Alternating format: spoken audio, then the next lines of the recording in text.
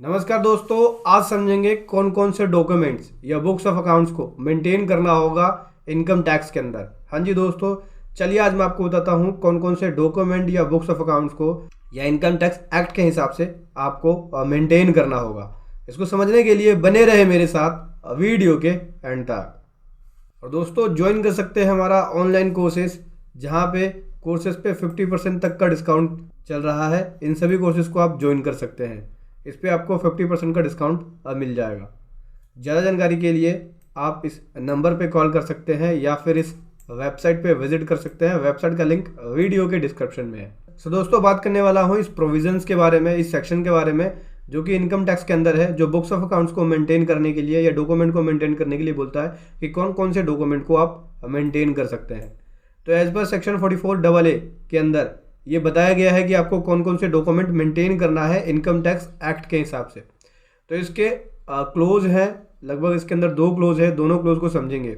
Section 44AA के subsection 1 के अंदर बोलता है हर एक पर्सन जो कि लीगल, मेडिकल, इंजीनियरिंग या आर्किटेक्चुरल प्रोफेशंस के अंदर है, या फिर अकाउंटेंसी, टेक्निकल, कंसल्टेंसी या इंटीरियर डेकोरेशन प्रोफेशंस के अंदर है, या कोई भी अदर प्रोफेशन जो कि नोटिफाइड है बोर्ड के द्वारा, ठीक है, उनको यहाँ पे बुक्स ऑफ अकाउंट्स मेंटेन करना होगा और अदर डॉक्यूमेंट्स मेंटेन करना होगा, जैसे कि कैश बुक हो गया, जर्नल हो गया, ठीक है, बिल्स हो गए, लेजर हो गया, जो ओरिजिनल बिल है उनकी कार्बन कॉपी हो गई, साइन वाउचर्स हो गए, जो एक्सपेंसेस आपने किए हैं उसके वाउचर होने चाहिए, कैश बुक हो गया। सभी डॉक्यूमेंट आपको मेंटेन करना होगा, मेंटेन करने होंगे, ये सभी बुक्स ऑफ अकाउंट्स मेंटेन करने होंगे अगर आप इस प्रोफेशंस के अंदर है। यहाँ पे जो असेसिंग ऑफिसर है वो आपकी टोटल इनकम को इनकम टैक्स प्रोविजन के हिसाब से कंप्यूट कर सके, कभी भी अगर नोटिस आता है या कभी भी चेकिंग के लिए आते हैं। तो अगर आप इन प्रोफेशंस के अंदर हैं तो आपको ये बुक्स ऑफ अकाउंट्स और डॉक्यूमेंट मेंटेन करना होगा। तो दोस्तों आप पहले क्लोज को समझ गए। पहले क्लोज में अगर इनमें से किसी भी प्रोफेशन के अंदर है, जो मैंने अभी आपको ऊपर बताया, तब आपको बुक्स ऑफ अकाउंट मेंटेन करना ही होगा, इसमें कोई लिमिट नहीं है, ठीक है। इसके अलावा सेकंड सेक्शन के अंदर बोलता है कि अगर आप बिजनेस कर रहे हैं या किसी प्रोफेशन के अंदर है, कौन से प्रोफेशन में, जो ऊपर बताया गया है उन प्रोफेशन को छोड़ के इसके अलावा किसी भी प्रोफेशन में है, तो उस केस में ये जो लिमिट बताई गई है इस क्लोज के अंदर उस हिसाब से एप्लीकेबल होगा। समझते हैं क्या लिमिट है।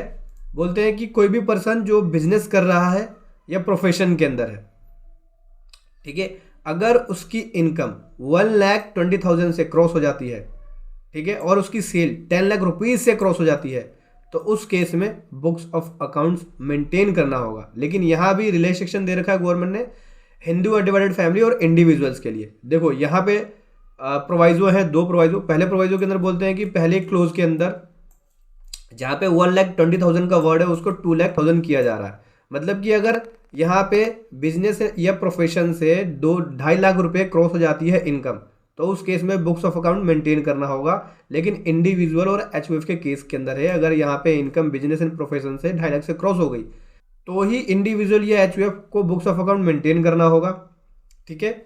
लेकिन उसके अलावा कोई भी पर्सन है, जैसे पार्टनरशिप फर्म हो गया, कंपनी हो गई, तो उस केस में केवल 1,20,000 वाली जो लिमिट है वही अप्लाई होगी। अगर इनकी इनकम 1,20,000 से क्रॉस हो गई तभी उनको यहाँ पे बुक्स ऑफ अकाउंट मेंटेन करना होगा, अगर कोई पार्टनरशिप फर्म है, कंपनी है, प्राइवेट लिमिटेड कंपनी है तो, ठीक है। और अगर इनकी सेल कितने से 10 लाख रुपीज से क्रॉस हो गई, ठीक है, किसी भी 3 प्रीवियस ईयर के अंदर, तो उनको बुक्स ऑफ अकाउंट मेंटेन करना होगा।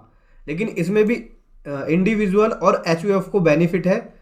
इसके सेकंड प्रोविजन बोलते हैं कि क्लोज नंबर फर्स्ट के अंदर जो 10 लाख रुपीज वाला वर्ड है उसको 25 लाख रुपीज किया जा रहा है। मतलब कि अगर कोई इंडिविजुअल है या एचयूएफ है और उसकी सेल ग्रोज रिसीट्स 25 लाख से क्रॉस हो जाती है, तो उस केस में उसको बुक्स ऑफ अकाउंट मेंटेन करना होगा। इसके अलावा कोई पर्सन होगा, जैसे partnership firm, private limited company, उसके लिए ओरिजिनल लिमिट 10 लाख वाली अप्लाई हो जाएगी। अगर किसी भी प्रीवियस 3 ईयर के अंदर उसकी टोटल सेल ग्रोज रिसीट्स अगर 10 लाख रुपीज से क्रॉस हो गई है तो उसे बुक्स ऑफ अकाउंट मेंटेन करना होगा।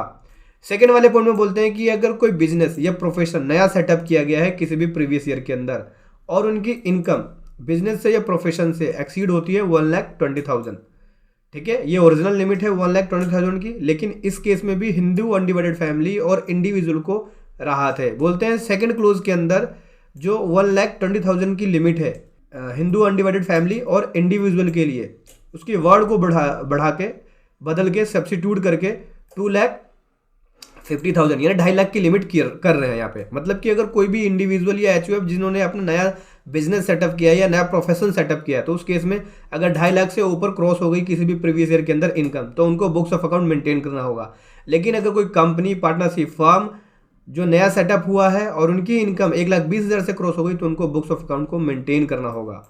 और अगर यहाँ पे टोटल सेल या ग्रोज रिसीट्स क्रॉस हो जाती है कितनी, 10 लाख रुपीज से किसी भी प्रीवियस ईयर के अंदर, पहले वाले क्लोज में था कितना, किसी भी 3 प्रीवियस ईयर के अंदर, और इसके अंदर है किसी भी प्रीवियस ईयर के अंदर अगर नया सेटअप किया गया है 10 लाख रुपीज से क्रॉस हो जाती है, तो उनको बुक्स ऑफ अकाउंट मेंटेन करना पड़ेगा। यहाँ पे 10 लाख रुपीज ओरिजिनल लिमिट है जो कि company, partnership, firm, LLP, body of individual, इनके ऊपर एप्लीकेबल होता है।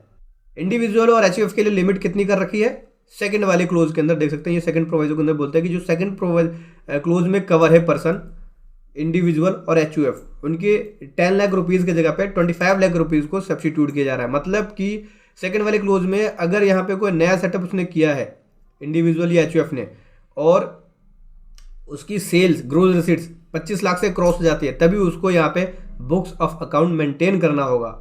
अगर यहाँ पे पार्टनरशिप, फर्म है, कंपनी है, तो उनके लिए 10 लाख वाली लिमिट ही अप्लाई होगी।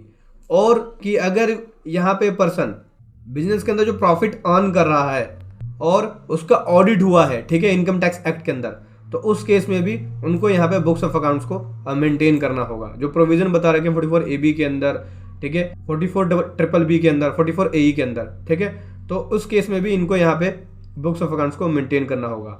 और चौथे पॉइंट के अंदर बोलते हैं कि अगर 44AD के सबसेक्शन 4 के अंदर आते हैं जिनके ऊपर ये केस एप्लीकेबल होता है और इनकी इनकम जो है मैक्सिमम एक्सीड हो जाती है, जो कि चार्जेबल नहीं है इनकम टैक्स से किसी भी प्रीवियस ईयर के अंदर, तो उस केस में भी यहाँ पे बुक्स ऑफ अकाउंट्स को मेंटेन करना होगा, ताकि असेसिंग ऑफिसर जो है आपके रिकॉर्ड्स के बेसिस पे आपकी इनकम को कंप्यूट कर सके अगर कभी भी चेकिंग होती है। तो समझ के दोस्तों, आपको कौन कौन से बुक्स ऑफ अकाउंट्स को मेंटेन करना होगा as per income tax act के हिसाब से। वीडियो कैसी लगी ज़रूर बताएं। Thank you so much. जय हिंद, वंदे मातरम।